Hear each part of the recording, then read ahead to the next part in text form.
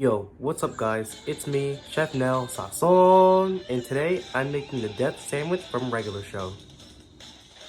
This recipe includes fresh parsley, ground beef, AP flour, instant yeast, tomato sauce, salt, pepper, roast beef slices, breadcrumbs, 1 egg, cayenne pepper, and Worcestershire sauce.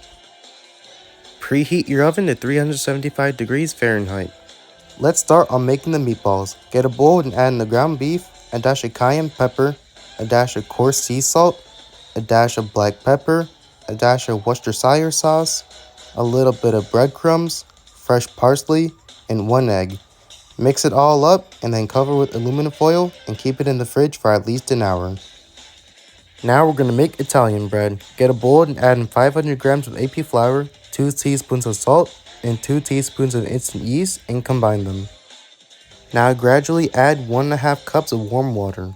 Then once it starts to come together, knead it on a floured surface for 8 minutes, then cover it in a greased bowl for an hour. And that was just the first rise. Now for the second rise, shape out the dough and coat with flour. Then place the dough on parchment paper and cut a few lines for even baking. Then cover it up again and let it rise for 45 minutes.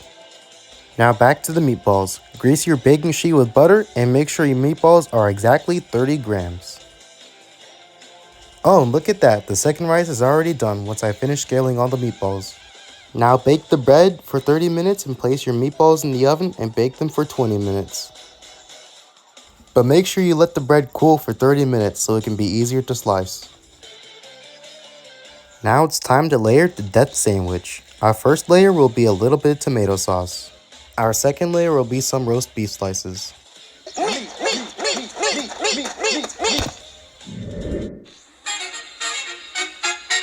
And now it's meatball party time.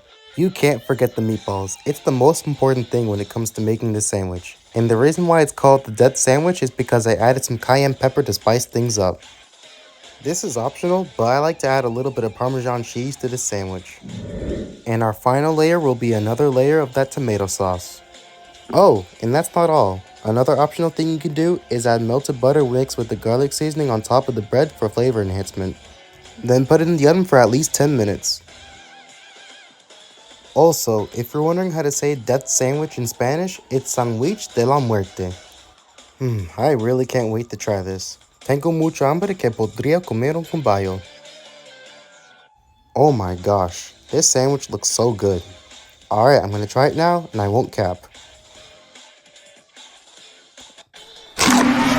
Death sandwich! Death sandwich! Oh, what? Benson? This is an explosion of flavors. The savory roast beef and meatballs create a hearty base, while the tangy tomato sauce adds a delicious kick. Now this is a flavor party in your mouth. As a kid, I've watched this episode so many times, and I've always wanted to try this death sandwich. This is a childhood meal that's been on my mind for a long time, and now I've made it. That cayenne really spiced things up, but remember, when you want to cook a dish, you have to make sure that it's not too salty or too spicy.